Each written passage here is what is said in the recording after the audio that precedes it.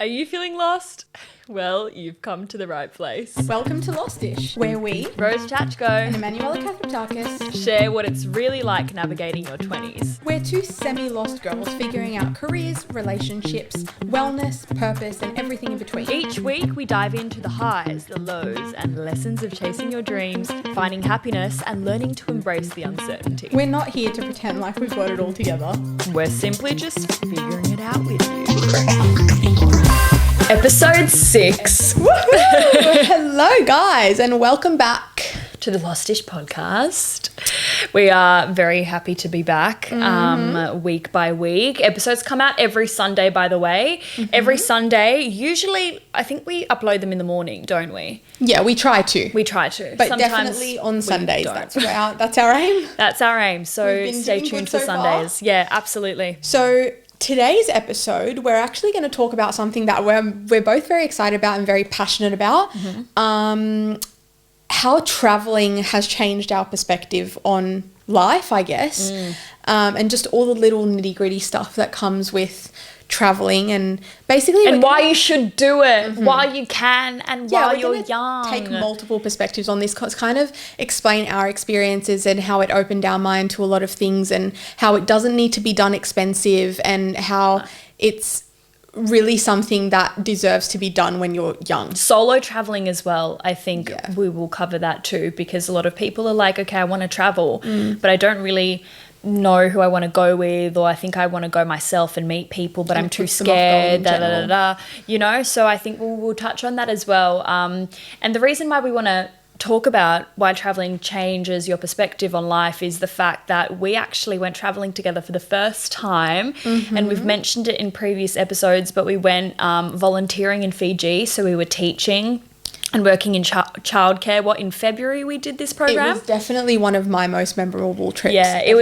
it was one of the most memorable things. Well, actually one of the greatest things I think I've ever done. It was one of the most fulfilling things. We met the most remarkable people, and I feel like it opened our minds to a whole new world that existed out there, even though it's a place that's like 4 hours away from where we live. Yeah, it's not that far, but it's completely different to our reality and where we live and how we live, and it just made us so grateful to be where we are. And Fiji is a beautiful country, and the people are just absolutely magnificent there. It's crazy to see how much you realise you're stuck in a little bubble back at home when you go and explore and see all these new places and experience all these new people and new things. But it's so beneficial. I've always been obsessed with traveling ever since I was a little bean. I've been like that person that will rave on about wanderlust and wanting to get on my next flight and feeling like I could travel full time. But we're here to speak about, obviously, for the people who, are a bit scared to do it, or wondering if they should, or prioritizing other things even though they really want to travel and stuff like that. The answer is yes. Go. You should go. And if you want to go by yourself, go. I actually think going by yourself is sometimes better than going with people, because it actually forces you so hard out of your comfort zone. It forces you to make connections, and you don't understand how many people are traveling by themselves. Yeah. And then you guys stick together, and you've got a pen pal from the other side of the world, and you're not ever tied down to doing what anyone else wants to do, really. Exactly, because traveling can make or break relationships, friendships as well. I've been overseas with people that I have definitely had a interesting experience with traveling, but then I've also had experiences with people like yourself who have been absolutely amazing, and I could travel with you any day, anytime. Yeah. So, the types of people we meet when we're traveling is just crazy. Like, some of the people that I've met, some of the most beautiful people, young, old, children, grandparents, like absolutely crazy, insane people that I would absolutely want to see again in my life. Yeah. While I've been traveling, and just the most kind-hearted, like, people ever. So down to earth, God. But then you have that other side where sometimes you can meet some absolutely crazy cats out there, and who are, I don't know, can be very intense, or, you know, incredibly culturally different. And culturally different is okay. Culturally different is great, actually, because you're allowing yourself to immerse into a new culture, which I think is so, so important, and it will, you know, expand your horizons and life experience, because being stuck in a bubble is so real. Like, I feel like, so we're from Australia, we live in Australia, as you can hear by our accents, and I think we've reiterated in previous episodes if you're streaming in from overseas. But I feel like we are in such a bubble here, you know, especially living in Sydney, whether you're in the eastern suburbs or the western suburbs or wherever you're from, like, you're in such a bubble. And I feel like we don't expand our horizons as much as traveling forces us to, if that makes sense. Like, traveling, you have no choice but to see a different part of the world, to see different people, to accept that there is difference. And you're not going to find people that are going to be the same as you. Absolutely. It makes you, and also actually when you're out seeing all these new things and experiencing all these new things, you actually gain a newfound respect and like appreciation for other people, but also for home and for your family and for stability and routine and all of that. Because I know every single one of us has probably experienced at some point, like, yes, I know I could travel full time, but when you're in that moment, you're like, oh, I miss the comfort of my bed, or I missed my hot shower, or the smell of my sheets, or like, you know, my mum telling me to like go do my laundry, like, you know, like, it's And we're saying that is a reason to do it, by the way. Oh, 100%. Because you gain a newfound respect for the world and for your world back home. Yeah. Oh, I really love that. You gain a newfound respect for the world and your world. So let's talk about how it doesn't need to be done in an expensive manner. Oh, you can do traveling on a budget 100%. Not saying that you can't go... that you need to go overseas and be broke. Absolutely not. Because you know what? Like, you do need money. You do need savings to go and travel. But you can do it in a much cheaper way than a lot of people. Not saying that if you want to do it in a glamorous way, you absolutely can. You can go and stay at 5-star hotels. But it doesn't have to be. Don't let that stop you. No, it doesn't have to be. But some people, that's how some people want to do it. Some people want to do it expensive. Some people want to do it cheap and literally, you know, house hop or stay in hostels or sometimes camp out. Like, you know how my favourite place way to travel is? I don't feel like I'm on either two of those ends. Neither do I. Like I like experiencing the country for what it is. Yeah. What I mean by that is if I go to Fiji, I'm happy to stay in a volunteer home and go and eat street food. And if I stay in Dubai, I'm happy to stay in a 5-star hotel. Yeah. And if I go to, you know, Paris, I'm happy to eat croissants on the corner cafe. Yeah. And in Greece, I'm going to stay in little Airbnb cabins that are right on the water and eat gyros every single day. Yeah. Like, I like experiencing each country for what it has to offer. Absolutely. And I think that's one of the things that people don't do enough. Obviously. And you want to go, sorry to interrupt, but go. you want to go to a country to see the country, not because they have an amazing hotel and you're going to stay in the hotel the whole time. We actually had this thing. So when we went to Fiji, we did the first week in a volunteer home, which was shared with like 20 plus people. And then we stayed in a resort the last 3 days of the trip. And oh my gosh, we genuinely, when we were in the resort, like, yeah, it was great. You've got the amenities, you've got the big swimming pool, you've got your showers, you've got, you know, your nice bed sheets, but we both said that the first week of our trip was the most unforgettable by far, and we felt the most immersed in the culture.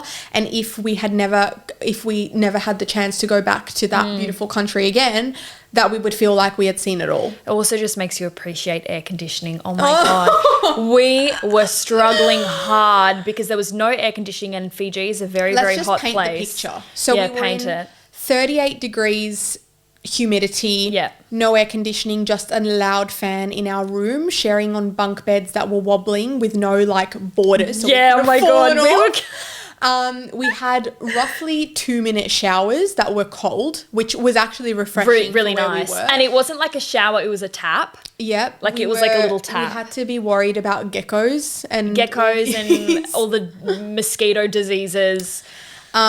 But it made it all the more fun. Oh, dude, because everyone's also in the same boat, and we all became like really close with all the other people living in the volunteer home, and we were all kind of in it together. And then obviously we got to the resort and we were like, oh, this is really nice, but it was like, no, it wasn't the same. Like, I feel like, you know, in the resort we didn't have to leave. Yeah, my most memorable parts of the country were not that.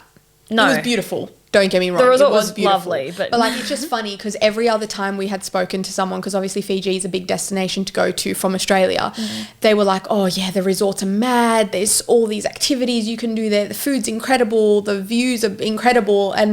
But we'd never leave. Like, you don't even need to leave. You don't need to leave your resort. Well, like, you just stay. If I had gone and just did our last 3 days for our whole trip, I don't think I would have enjoyed it. I don't think I would have enjoyed it. No. It's like, I can do that here. Oh, yeah, absolutely. You can just go book the Sheraton out and you know, have a vibe. You don't need to travel to a different country. But yeah, that's most certainly, I think, yeah. If you want to do it on a budget, absolutely. If you want to do it expensively, also fine. Same applies for everywhere, really. I've spoken to multiple people that, like, for example, let's talk about some of our travel experiences and some of the things that we've learned along the way. So I'll talk about my most recent trip, because that was another really one that was most memorable other than Fiji, which was I went and did Scandinavia with my boyfriend, which was actually very, very, very beautiful, fun. I've never seen, honestly, I don't think I've ever seen such beautiful landscapes in my life. Yeah. I was obsessed. The photos were insane. I was obsessed with the place. So we went and did it in minus 30 degrees, Northern Lights hunting sort of situation. Every time I FaceTimed you, you were like wrapped in a blanket or like had like this like hat on or like fucking 4 scarves. No, seriously. Actually, so we can give some advice along the way. I was actually going to say one of my favorite parts of traveling is figuring out navigating that country while I'm there on my own. Like, when we were there, we went through some rough experiences, like having to figure out how to half speak Norwegian to a bus driver to get us up a mountain in Tromsø, which is like in the middle of nowhere. It's not the capital. It's like all the way up the top, pretty much touching the top of the earth. Or like, you know, navigating when things close, or whipping out a map. Do you know how many times I've pulled out maps when I've been overseas and literally just been like, okay. I don't think I've ever looked at a proper map unless I was overseas. Oh, yeah. No. Like here you've got you got the Google Maps. You've got the Google Maps, which you can also use overseas, but a lot of the time it's like you're walking around with very independent. Oh, it makes your brain go. I remember once, I'll go back to my Greece trip as well. So the year prior to that, I remember once, it's just a funny memory. We didn't know how, I was on another trip with my boyfriend in Greece and we were island hopping, and I literally remember having to connect my phone to the dingiest, I think the Wi-Fi was called Dirty Laundry or something like that, the dingiest Wi-Fi, so I could FaceTime one of my friends, because I couldn't, like, I can read and speak fluent Greek, but the maps in Europe, the train maps all over the place, people that know, I couldn't figure out how to get where she wanted to meet us. So I had to join some dingy Wi-Fi, make sure I was connected, and I could also see the map at the same time, so I could FaceTime her to be like, how do we get there? Can you meet us here? What trains do we need to stop at? It really, like, it builds your confidence so much and makes you, like, I feel like I can conquer the world now. If I can figure out the map to Europe, I can conquer the world. Well, that's the thing. Oh, also, tip, before you go traveling, get the map of the place that you're staying at, or like, you know, if you're download the apps as well. Download that the locals apps. Use. Oh, that was one of my biggest tips. I downloaded all the Aurora apps that my Airbnb hosts told me to do. Get Your Guide is a great one. Get Your Guide. It's got all different excursions and tours for like a really good price. What other ones? Hostel World, if you're looking for hostels. Booking.com, the G, but everyone knows that, I guess. Yeah. But Airbnb. I mean more in terms of like when you're in the country, research and speak to the locals and see what they do and how they get around and what restaurants they eat at and what transport they use, because you'll actually end up realising that you're having more fun trying to navigate how it is to genuinely immerse in their culture, but you're also saving money. You are. In the long run, 90% of the time. You know what's also a really good tool? Sorry, it just came to mind. TikTok. Oh my God. Oh yeah. Anytime I go overseas or go to another place, TikTok is my best friend, because people are constantly posting cheapest places to go and eat in Bali, cheapest places to go and visit in Paris. Like, oh my God, TikTok would be your best friend. Oh, we need like like a travel company to sponsor us, because I feel like we'd be the best. Take us anywhere. We'll go anywhere. Take us anywhere. We will review the food. We will immerse ourselves in the culture. We'll sleep on the floor. Just please take us. We'll sleep on the street. Okay, I want to speak about one more thing. Okay, one more thing. Post-travel depression. Oh God, it's so real. Seriously. So real. The feeling of having to come back home as much as you want to, and then having to mold yourself back into your normal life when you feel like there's so much more out there. Oh God. And navigating that and feel like you want so much more out of life now. I've experienced that every single time. I've experienced it after Fiji. Oh yeah, after Fiji, after my most recent holidays and trips, and oh my God, I went traveling to New Zealand. I had never been before, and me and one of my beautiful friends, Nisha, shout out Nisha, oh my God, best travel partner ever. We went and traveled New Zealand, and we were there for maybe around 3 weeks. And I remember when I got back, I literally cried in my bed because I did. I had my little, my cat was in my arms and I was crying. She was licking the tears off my face because I was so sad that experience had ended.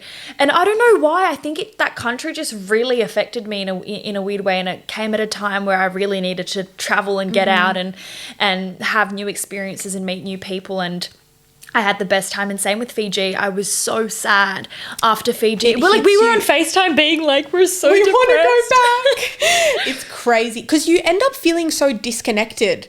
You feel so disconnected from your reality. And you don't want to be in the same old patterns you were in before. I don't know. Maybe that's just us. Actually, no, it's not just us. No, it's a universal experience. Every single person that has gone traveling to the extent that, not just a family holiday, we're talking going out and seeing the world and actual travel experiences. People. Will understand where we're coming from. Also, and it applies to short trips too. Sorry, yeah, you can go for a few days and for 3 days to a week. The same thing could happen. Complete experience. Also, can I just say you need to volunteer in a different country once in your life? Oh my goodness! Because oh my God, I think I'm going to be volunteering overseas every year. It completely changed my life, my whole perspective on life, and nothing mattered in that moment. I was like, oh my God! I not only do you feel like you're doing good, but it's the best way to connect with people. It's the best way to immerse yourself into a new culture, into new environment, new people. And you feel like you're getting something more out of it. When we traveled, obviously we always wanted to travel together, but we were we want something a bit more fulfilling than just going and sunbaking. Yeah. We want, no, seriously, nothing wrong with sunbaking. We love sunbaking. Near the beach. We could go to the beach in Bondi or anytime, any day. We had, oh my God, experience. The kids, oh my God, the kids, the people. Oh. Teacher Etta. Oh, stop. Guys, we're going to cry on the pod for the first time. Yeah. Oh, actually, one more point that I just remembered that I've written down. You really it's so funny to witness what different countries and what different people consider to be a good life.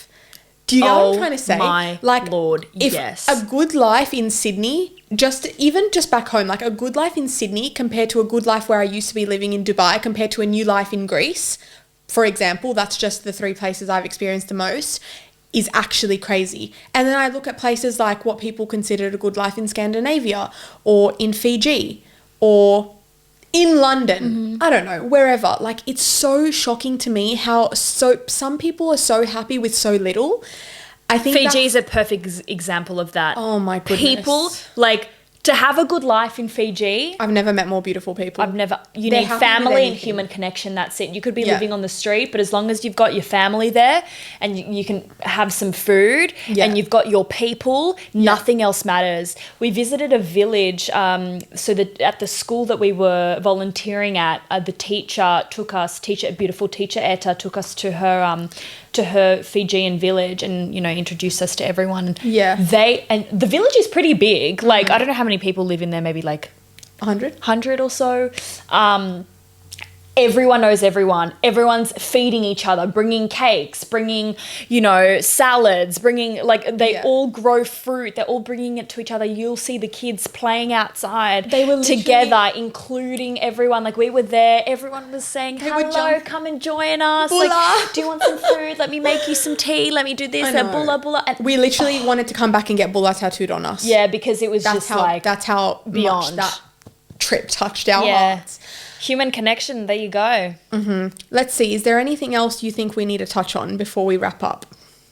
I think those are the main parts. But yeah, I think if we'd have to give one piece of advice to anyone, if this hasn't convinced you enough already to go out and trace your travel dreams, you can always come back home. Yeah. Like, don't ever feel like you're going to be stuck. Even if it means booking a one-way ticket somewhere, you can always come back home. You can always come back to your comfort, but you'll never regret or have what ifs if you do. And do it while you're young, you know, do it while you're young, because the older you get, the kind of more responsibilities and life gets a little bit serious and things like that. And I feel like doing it while you're young, while you can, you know, go and get a new perspective on life and meet people that will form your circle later on in life is amazing. Obviously, so please go and we do know it. that there's situations where people can't prioritize traveling, even if it means doing it in a cheap way. But if you do have the opportunity and the only thing stopping you is your internal thoughts, we promise you won't regret it. Yeah. And it's not something that like you can save up and you can work towards it. Put a little bit of money in your savings every time you get your paycheck. Like, I think that's the one thing that I'll never regret spending money on. No. Like, I was literally saying this to my friend at work the other day. I was like, $2,000 on a designer bag, you could not catch me dead. $2,000 on a plane ticket, I'm there. Yeah. Take it. Take my card. Yeah. That's literally me. Yeah. And it's a really good... At this point in my life. Good spending opportunity if you are going to spend your money. Spend it wisely, guys. Yeah. Oh, well, that's us. That's our travel We're going to go book our next trip, guys. We are. We're going to go back and plan what we want. We really want to go to Japan next, don't we? Yes. Japan or Canada. Wow. Okay, let's go do that now. Woo! All right. You can wrap it up. See you, everyone. And we'll catch you in the next one. Episode of the Lost-ish. Thank you.